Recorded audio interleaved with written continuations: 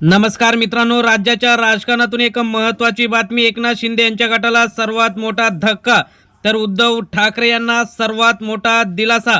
बातमी थेट येते दिल्लीतून. उद्धव ठाकरे यांचं पुन्हा शिवसेनेचं वैभव, मातोश्रीचं वैभव पुन्हा येणार, त्याविषयी एक महत्त्वाची बातमी.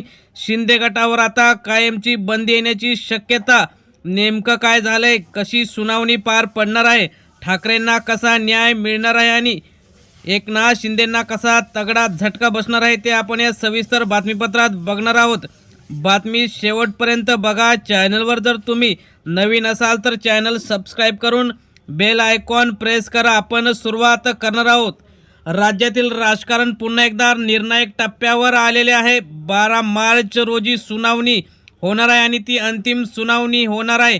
त्याकडे संपूर्ण महाराष्ट्राचे लक्ष लागलेलं आहे. शिंदे गटावर कायमची बंदी घालण्यात येण्याची शक्यता आहे आणि उद्धव ठाकरेंना अखेर न्याय मिळण्याची शक्यता. नेमकं काय झालंय, भाजप आणि शिंदे यांच्यात वाढता वाद, यामुळे ठाकरे गटाला कसा फायदा होणार आहे ते सुद्धा आपण बघणार आहोत. या सर्व प्रश्नांची उत्तरे आता काही दिवसात स्पष्ट होणार आहेत. फुटीपासून न्यायालयापर्यंत 2022 पासून ते आता 2026 पर्यंत अनेक राजकीय वळणं राज्याच्या राजकारणात आली. त्यामुळे बंड पुकारलं जेव्हा एकनाथ शिंदेनी, तेव्हापासून ते आता जे काही राज्यात सत्तांतर झाले आणि राजकीय समीकरणं पूर्णपणे बदलली होती. दुसरीकडे उद्धव ठाकरे यांच्या नेतृत्वाखालील शिवसेना म्हणजे ठाकरे गट यांनी न्यायालयीन लढाई सुरू ठेवली होती. पक्षाचं नाव, चिन्ह, आमदारांची वैधता आणि गटबाजी या सर्व मुद्द्यावरून हा वाद सर्वोच्च न्यायालयात पोहोचलेला आहे. आता 12 मार्चला सुप्रीम कोर्टाची सुनावणी होणार आहे आणि ती अंतिम सुनावणी, त्यामुळे राजकीय वातावरण तापलेलं दिसत आहे. ही सुनावणी का महत्त्वाची आहे, कारण यामध्ये शिंदे गटाची अधिकृत वैधता, आमदारांच्या अपात्रतेचा प्रश्न, पक्षचिन्ह आणि नावाचा अंतिम निर्णय, विधानसभा अध्यक्षांच्या निर्णयाची वैधता. जर न्यायालयाने शिंदे गटाविरोधात निर्णय दिला तर त्याचा थेट परिणाम राज्याच्या राजकारणावर होऊ शकतो. काही राजकीय तज्ज्ञांच्या मते हा निकाल ठाकरे गटासाठी टर्निंग पॉईंट ठरू शकतो. सत्तेत असताना सुद्धा भाजप आणि शिंदे गटामध्ये मतभेद वाढत असल्याची राजकीय वर्तुळात जोरदार चर्चा रंगलेली आहे.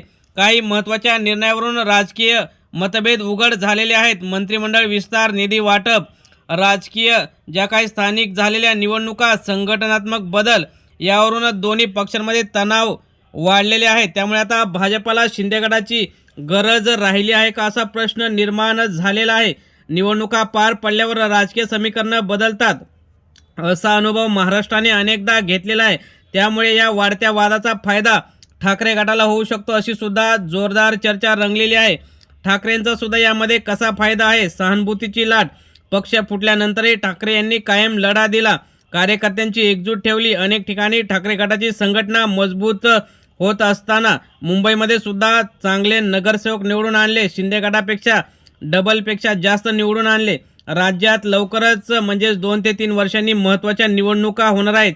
त्यामुळे त्या अगोदर जर निवडणुकाचा किंवा जो आताचा न्यायालयाचा निकाल लागला तर उद्धव ठाकरे राज्याच्या कानाकोपऱ्यात आपला पक्ष पसरवू शकतात.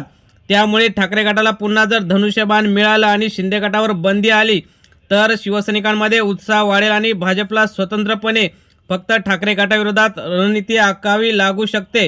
राजकीय विश्लेषकांच्या मते हा वाद केवळ एका पक्षाचा नाही तर राज्यातील महत्त्वाचा प्रश्न आहे. जर न्यायालयाने अपात्रतेबाबत कठोर निर्णय दिला तर सध्याच्या सरकारपुढे मोठे आव्हान उभे राहू शकते.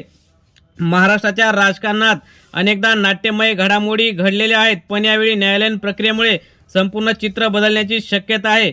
जवळजवळ 12 मार्चला राज्यात वेगळं राजकारण पाहायला मिळू शकतं. त्यामुळे ही सुनावणी केवळ एका गटाचे भवितव्य ठरवणार नाही तर राज्याच्या राजकीय भविष्याची दिशा निश्चित करणार आहे.